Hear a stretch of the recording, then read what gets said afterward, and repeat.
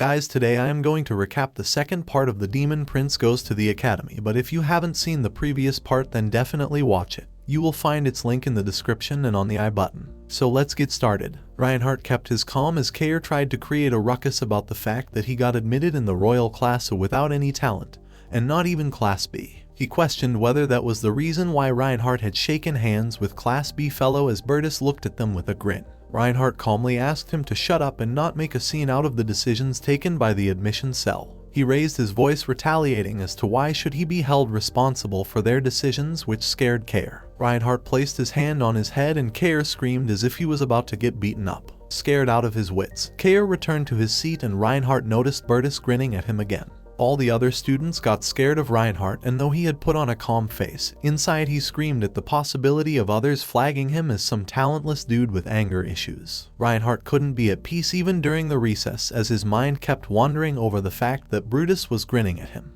While everyone enjoyed the royal meal, Reinhardt immersed himself in self-loathing for fighting with Kair. As the day proceeded, the difference between Class A and Class B got very clear. Reinhardt observed the story unfolding quite similarly to how he had written. The competitive atmosphere of Class A, the jolly-natured Class B students, and Harriet being smitten by Bertus the Prince. On the other table, he saw Ludwig force-feeding Charlotte for her fast recovery. The physical training class right after lunch seemed to be quite overtaxing for the students, especially for Reinhardt. Students gasped, burning the last of their energies to complete the laps. Harriet couldn't run anymore and the teacher said she'd be already dead if this were a battlefield. Ludwig caught up with Reinhardt and motivated him. Both of them were shocked to see the energy and speed of Ellen. Reinhardt recalled he had written in the novel that the only thing Ludwig could match Ellen in was stamina. Completely out of energy, Reinhardt tried his best to complete the push-ups and Harriet criticized the curriculum to be too harsh. Reinhardt saw Charlotte sitting on a bench since she had been exempted from exercising till her full recovery. At long last the class came to an end and everyone retired to their changing rooms. Reinhardt was changing his clothes when Kair approached him again and started making fun of his low energy levels. He criticized him for acting all big in the class when he can't even run properly. Reinhardt retaliated with words but Kair pushed him to the ground for talking back to him.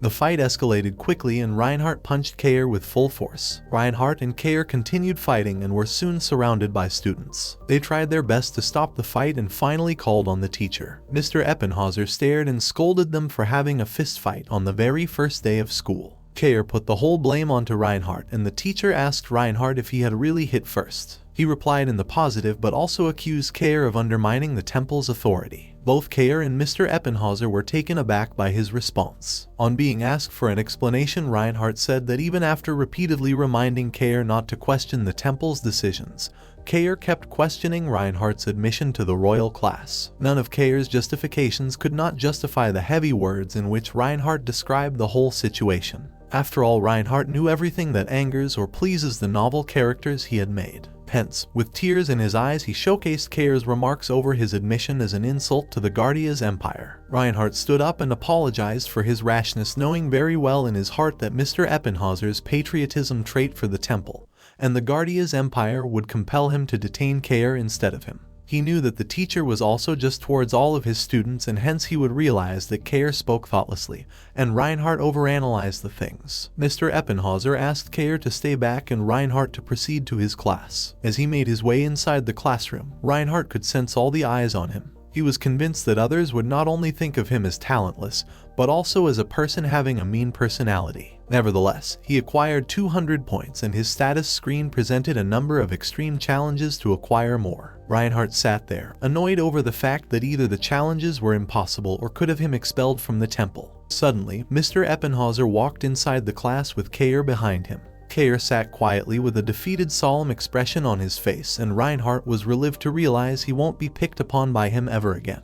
Mr. Eppenhauser asked Bertus to collect the pre-registration forms from everyone. Some of the students submitted the form and proceeded to their dorms. However, half the students, including Reinhardt, stayed back still unsure of what to select on the form. While filling out his form, Reinhardt heard Erich cussing at Scarlet and screaming at her to go away. The author had made this character, Scarlet, a symbol of ominosity. Scarlet would get bullied for no reason other than because of her red hair. According to Elleris, while it is the symbol of courage and bravery, it was edited for continuity because of Archdemon's red hair and eyes. Thanks to that, she was abandoned by her parents and roamed the streets looking for food. She just withstood the bullying because she'd have nowhere to go without the temple. Though later down the story, she befriends Ludwig and doesn't get bullied anymore, Reinhardt felt bad for her. With all the achievement points, it was time for Reinhardt to buy his first talent. Reinhardt returned to his dorm and saw the self-suggestion skill on the talent list. He had rejected the self-suggestion talent while writing the novel since it was too much of cheat ability. Through this talent it was possible to make the impossible happen by hypnotizing oneself. It was a setting that exists, but was not used, more like an unused code in a video game. Reinhardt proceeded to buy the self-suggestion talent since it had low point requirements. He was shocked to see a locked symbol beside it with level 0 marked even after buying it. He held his head realizing he was scammed into it. Most people that have supernatural abilities as talents have already awakened their powers. But sometimes, very rarely, there are people with dormant abilities, and Reinhardt bought a dormant supernatural ability. Now, to awaken it he would have to purposefully experience an extreme scenario. Since the prices of other talents had increased now, the only option left would be to collect more achievement points. He scrolled through the tasks and decided on the one to get a love confession. There was more than just the school inside the large education complex of the temple. Since there was a large civilian population along with the students, the existence of a commercial district was only natural. Restaurants, cafes, clothing stores, arcades, you name it. Hence, the temple main street was the favorite place for students to hang out. In one such cafes, Kair, Kono and Erich were enjoying a meal. While Kohn and Kair were commoners, Erich belonged to a noble family. Kair was still disappointed that the teacher had scolded him instead of Reinhardt, and his friends were trying to cheer him up. The three were not supposed to become friends this quickly as per the original novel, but they bonded strongly on the very first day itself due to their common disgust for the talentless Reinhardt. They were discussing as to how the situation turned against Kair even though Reinhardt was at fault. Their conversation then shifted to the beautiful girls of their class. They sat voting for who found which girl to be the best. Their conversation was interrupted by a pretty girl who requested to talk to Kono in private. They headed outside and the girl gave him a note expressing her love for him. Kono was completely taken aback and blushed while accepting that even he had fallen for her at the first sight itself. The girl promised to meet him again soon and ran away. Kair and Erich watched them through the window and questioned their own looks and abilities to attract a girl. The girl was in fact Reinhardt, who had changed his appearance to receive a confession to earn some achievement points. Though he received the points for now, the window screen changed the rules for further tasks. From now onwards he would have to complete all tasks as Reinhardt itself. Reinhardt contemplated if it was okay for him to break a good guy's heart over few achievement points, but then he had no other choice. He selected another task to write a love letter and get rejected since it would be least embarrassing and won't lead to a punishment as per the rules of the temple. He dressed up, wrote a love letter and set off towards Ellen Artorius' dormitory. Ellen was fiercely practicing sword fighting at that time. She was startled to see Reinhardt at her door. Without thinking twice, Reinhardt handed over a note to her and requested her to read. Naturally, after reading the love letter she simply said no and resumed her practice session. Reinhardt walked back to his dorm with a smile on his face, feeling highly accomplished for he had acquired the achievement points without any embarrassment just like he had planned. The next day at the temple was as tiresome as the previous one. With wobbly knees and elbows due to exhaustion, the students practiced their sword fighting skills. Coincidentally, Reinhardt and Ellen stood beside each other while practicing, and while she appeared totally focused at the task at hand, he felt quite conscious of her presence. The troubled expressions of Reinhardt made it impossible for him to impress his teachers, who kept scolding him for not paying attention in the class. While the teachers shouted at him to stand properly and stretch out his arms, they were shocked and disappointed to know Reinhardt was a student of the royal class. On the other hand, they appreciated Ellen for her sword skills. The teacher then announced for a practice fight and assigned Reinhardt and Ellen as partners. Reinhardt was completely dumbstruck to stand against someone as powerful as Ellen. The other students were quite excited to watch a fight between the elite students of the royal class, and the teacher also gave them permission to feel free to go all out during the fight. All this put even more pressure on Reinhardt. As anticipated, before anyone could even bat an eye, Ellen struck Reinhardt with her wooden sword. Reinhardt fell unconscious to the ground. The next thing he knew, Reinhardt was lying on a hospital bed. He was startled to find Ellen sitting on his bedside. She apologized for striking him so hard since she didn't realize he won't be able to block her sword. She helped him to get up and they proceeded to have lunch together. Reinhardt playfully thought about getting a small revenge and suggested a cafe in the temple main street. He He took her to a traditional restaurant and ordered cheonggukjeong, a very spicy dish with a peculiar taste. Though Reinhardt fancied that dish, he was certain Ellen wouldn't like it. Just like Reinhardt had hoped, Ellen was horrified by the smell of the dish itself. Reinhardt laughed in his head and pushed her to eat it. This was actually a dish from Reinhardt's hometown and he was happy to find it here. Ellen found it quite hard to finish her food and Reinhardt had a good laugh about it. The next day Reinhardt attended lectures of various subjects so as to decide on one talent, as suggested by the teacher. The magic theory class sounded interesting but was far from being so. Without any hesitation, Reinhardt took his leave on seeing the magic formula itself. Next, he went on to the magic sensitivity training class. The instructors asked everyone to lie down on comfortable carpets and go on the relaxed mode.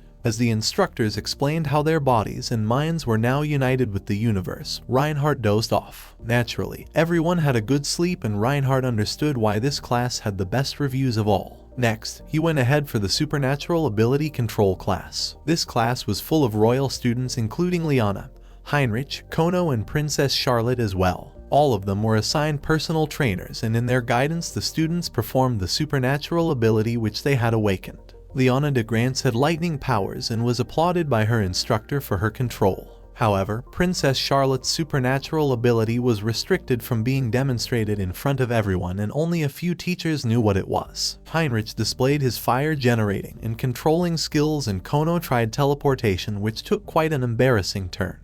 While everyone displayed their abilities, Reinhardt wondered if Bertus was aware about Charlotte's superpower or not. Reinhardt and his instructor sat on bench observing the others as she expressed her concern about his abilities. Reinhardt suggested it would be best if she could somehow help him awaken them by putting him in a dangerous situation. Heinrich, a student of royal class, stood there listening to their conversation. Reinhardt's instructor informed him if things kept going this way, she would have to restrict him from attending the class any further. Reinhardt walked down the corridor in deep thoughts when Heinrich approached him and started abusing him for considering the temple a joke. He questioned his presence in the supernatural class when he didn't have any ability at all. The other students looked on as Reinhardt calmly explained he hoped for his ability to be awakened while attending the class. However, Heinrich continued to bicker and even warned to cook Reinhardt alive with his fire-bending ability. It was too much for Reinhardt and he made fun of his skills saying his ability was not even enough to bake a potato. This irked Heinrich and he tried to talk back only to be insulted by Reinhardt yet again. Everyone watched them in apprehension as Heinrich proceeded to attack Reinhardt. Reinhardt just smacked him down with a single slap. It was almost funny to see Heinrich trying to regenerate his fire and being knocked down by Reinhardt again and again. Reinhardt explained how he had the upper hand since Heinrich's fire ability had a 5-meter radius only and took 10 seconds to activate. Heinrich was glued to the ground in fear as Reinhardt threatened to gouge out his eyeballs if he bothered him again. While sitting alone in the cafeteria to have dinner, Reinhardt could feel the students gossiping about him. He sulked realizing the vibe was completely off because of his presence when he heard Bertus calling out his name. The prince requested to have a chat with him. Bertus invited him to have tea in one of the fancy balconies of the temple. The prince poured out tea for Reinhardt as he watched him over in anticipation. He had a quiet demeanor and Reinhardt concluded that maybe Bertus didn't hold any malice towards him. However, he reminded himself to never let his guard down in front of the villain and smartest characters of his novel. No doubt Bertus could always suppress him physically since he was the future swordmaster. Bertus straight out informed him that everyone had been requesting him to do something about the crazy behavior of Reinhardt. Bertus said that everyone was scared of him, though he also agreed that Kair was at fault for using such harsh words against him. Bertus went on to say he had heard that Reinhardt lashed out not because he was insulted by Kair, but because Kair had insulted the temple. He said that as a student he should view everyone within Temple as equal, but he couldn't help but side with Temple as a patriot himself. The conversation took a weird turn and Bertus said that he really liked Reinhardt. This sent a shudder down the spine of Reinhardt and he said to himself that this was worse than a death threat. He couldn't believe his patriotic speech was so good that it impressed even Bertus. But according to Bertus, Reinhardt had gone too far when he messed up with Heinrich Schwarz. The Schwarz royal family was one of the most powerful families in the empire, and Bertus said all the other classmates were having some creative imagination about the matter. Everyone believed no one could possibly hit anyone from the Schwarz family unless they had a solid backing from somewhere. Hence, everyone was thinking Reinhardt might be a hidden royal family member and Bertus asked if that was true.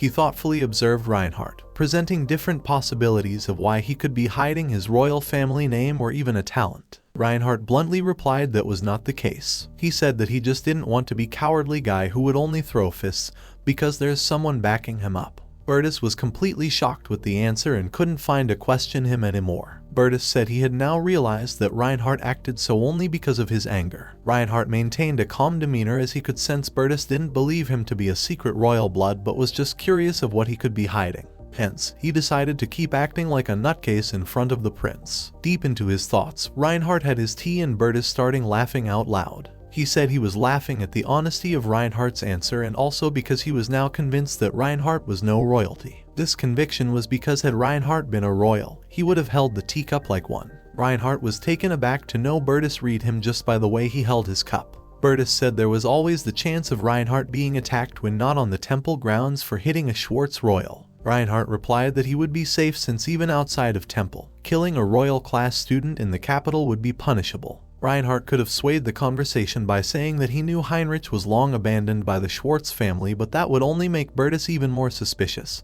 Hence he let it be. Bertus said he never realized he would like someone as pompous as Reinhardt, and exclaimed that life at temple would now be interesting. He thoughtfully asked if Reinhardt loved the empire and why. Reinhardt replied that he loved the empire for money. After all, they let a pauper like him to live in this palace. Bertus was amazed to know Reinhardt was from the streets and that his loyalty had clear grounds. Bertus then went on in his explanation of what he meant by giving the example of ants. Just like an ant colony has hierarchy of the queen, soldiers, and worker ants, the human society is divided into paupers, nobles, earls, barons, and more. But the prince didn't care about any of it since he had the liberty to act like a spoiled brat. As per Bertus, he acquired this liberty to be a bastard due to his power, but he said that Reinhardt was a bastard without such power. He went ahead to say that his eloquence differed from that of a street urchin and he seemed pretty smart for being a pauper. Even after confrontation from Reinhardt that he had no abilities, Bertus said they'll know what he is hiding from them in the future. Bertus was interested to be friends with Reinhardt since empty-headed talents meant nothing to him. He would rather utilize someone with brains. Bertus advised him to take control of his anger and took his leave. He said he'll discuss more important matters with Reinhardt once he becomes certain of his loyalty. The students were quite excited for the next day. After all, it was the very first weekend in the temple after the new session started. Strolling by the exquisite gardens of the temple, Reinhardt saw others still gossiping about him. Everyone was talking about how good Bertus is, even to the hot-headed bastard Reinhardt. All the students by now had formed their own group of friends while Reinhardt was all alone. No one dared to talk to him except Ludwig from Class B, who was also pulled away into safety away from Reinhardt, as per his friends. With nothing else to do and definitely no one to hang around with, Reinhardt decided to visit his allies, the Rotary Gang. Exiting the temple gates while being deep into his thoughts, Reinhardt didn't realize the shadows which followed him right till under the bridge. Seated inside the sewer lines, Irene and Reinhardt discussed how things were at the temple. Irene got concerned about his rendezvous with Bertus. She said that the prince taking interest in him could turn out to be dangerous. Reinhardt informed her that Princess Charlotte had certain superpowers which were being kept secret from others. He wanted to find out about it and Irene said she would let Sarkagar know about this order. Irene also requested Reinhardt not to visit Sarkagar or Elleris since some of his classmates were following him. Reinhardt was flabbergasted to know he let down his guard so easily, and the rumors which would now spread across the temple about him. He then proceeded to return to the temple premises, deciding not to visit his allies again. The royal class students were waiting for him with a cold snare in the common room. Kair referred to him as a beggar, saying that they all knew he had been under the bridge. To their shock, Reinhardt calmly accepted that he was from the streets. He said it was annoying that they all kept pushing the matter. Reinhardt said that had he been in their place, he would be scared to know his background. Since he had tasted both the sweetness and bitterness of the streets, he knew how to handle every situation and went ahead to threaten them. Reinhardt was able to scare them away, saying he would not hesitate to turn their eyes into juggling props. With his bullies watching him in utter shock and fear, he took his leave from the room, saying kids should just play like kids instead of messing with him. The whole day had been very tiring, hence he went on to have some rest in his dormitory. Reinhardt lay there clouded with the thoughts of his classmates, the rumors that would go around now, and how to unlock self-suggestion talent he had bought. A sudden knock on the door interrupted his thoughts, and he thought his classmates had come again to pick up a fight with him. Quite angry, he opened the door at the second knock, screaming and asking if they wanted to lose their eyes so badly. He was shocked to see Ellen standing there. She said a certain senior had asked all the students to gather in the gym. He went along with her and saw all his classmates lying on all fours as a punishment, at the orders of their royal class senior Redina. On being scolded by her, Ellen went ahead to join the others, but Reinhardt stood his ground. The senior screamed at him again and said to the others that maybe he was short of hearing. Scared at the thought of the punishment getting worse, Harriet questioned Reinhardt what he was thinking and to do as he was being told to. Reinhardt bluntly asked Redina what was so great about being a senior. Redina was quite shorter in height than Reinhardt. He refused to do anything she ordered him to do and even threatened her. On the verge of tears, she quivered in fear and questioned him if he even knew who she was. He warned to flick her head and said she should behave like a senior if she wanted to be respected like one. Redina cried and ran away while all the other classmates watched the whole scene in a complete shock. Reinhardt told everyone to get up and explain how all this happened. Kair explained that this was supposed to be a tradition for each generation of Class A. In order to prevent students from abusing positions they hold outside the temple, an upper year representative with a commoner background is tasked to discipline the freshmen. Also, every year freshmen were pressurized by their seniors to stay ahead of Class B. On the other hand, seniors and freshmen of Class B would always get along with other having a good time.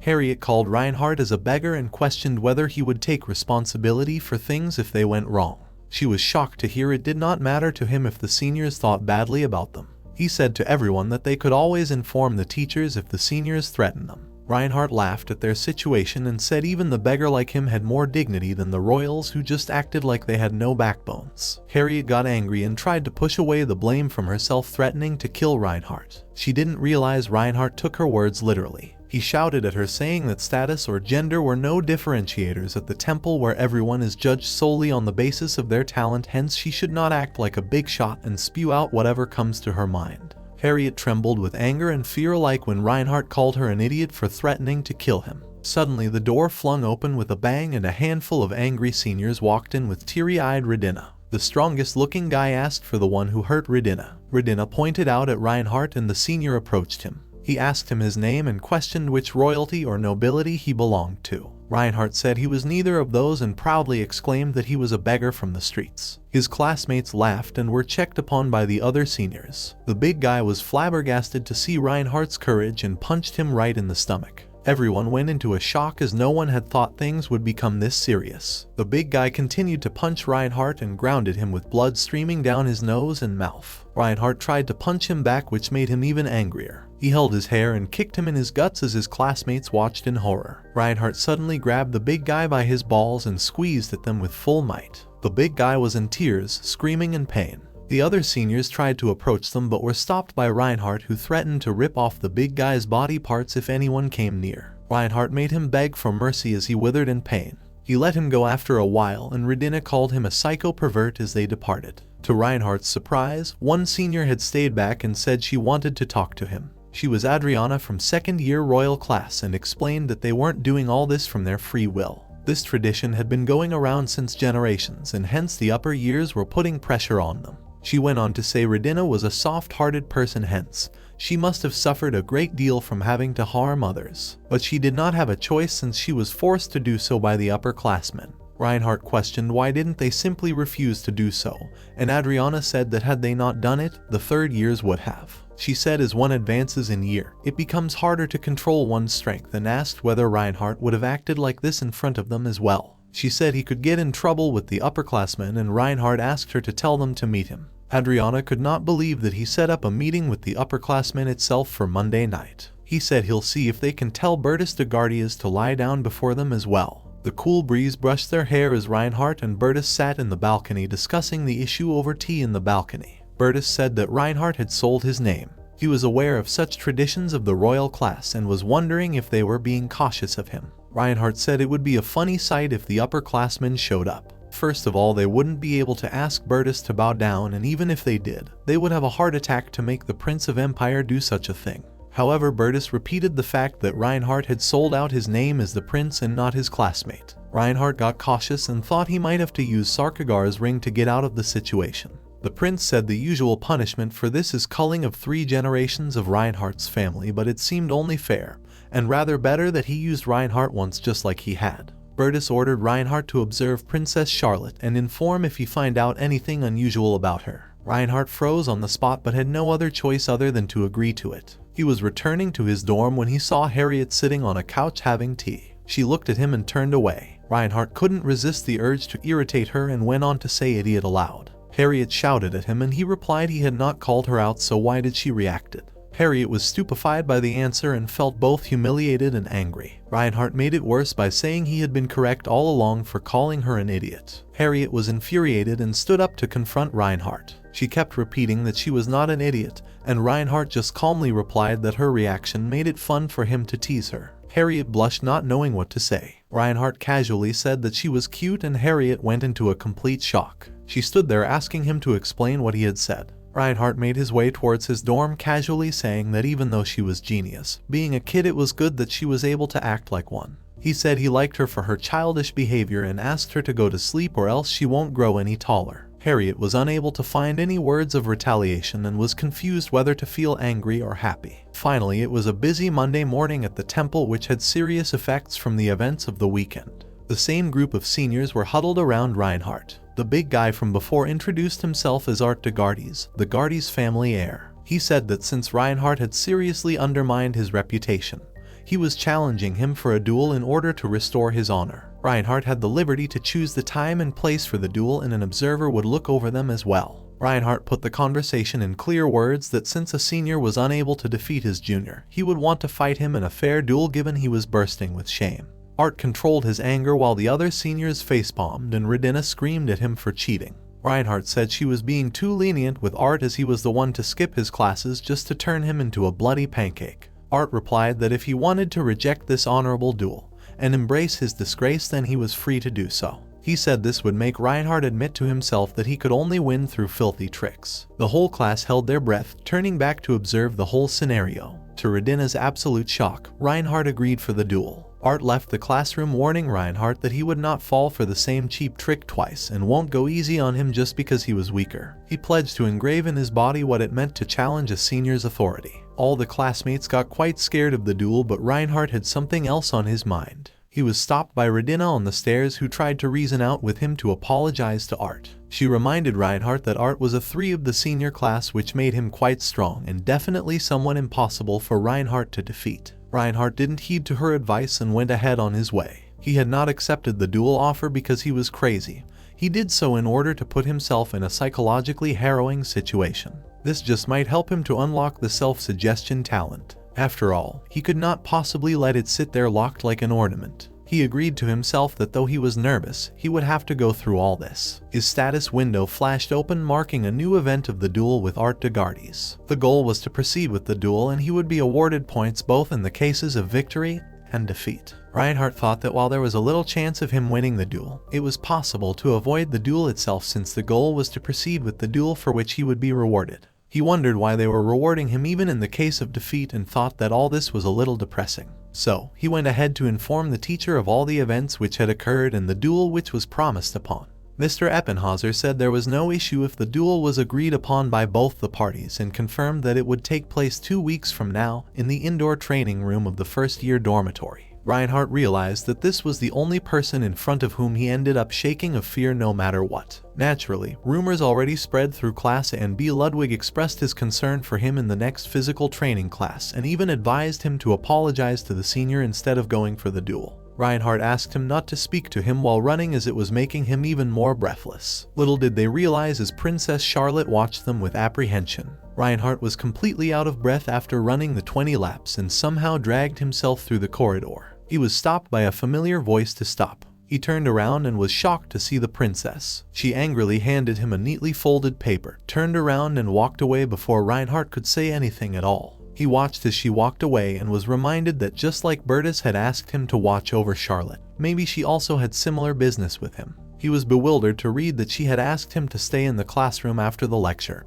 and that she would come to meet him. Surprised at her cold expressions, Reinhardt anxiously waited for the lecture to get over, thinking that this would be the first time they would have a proper conversation since they left the Demon King's castle. Finally, Charlotte came and Reinhardt questioned how could she possibly just hand over a note and run away. He continued with his casual attitude, asking her what the matter was when she coldly shut him up with a single sentence saying that she knew who he was. With this, its second part ends here. So if you like the video, then hit that like button and leave a comment for the next part. Most important, subscribe and press the bell icon for notification. Rest, I will meet you in new video. Till then, bye.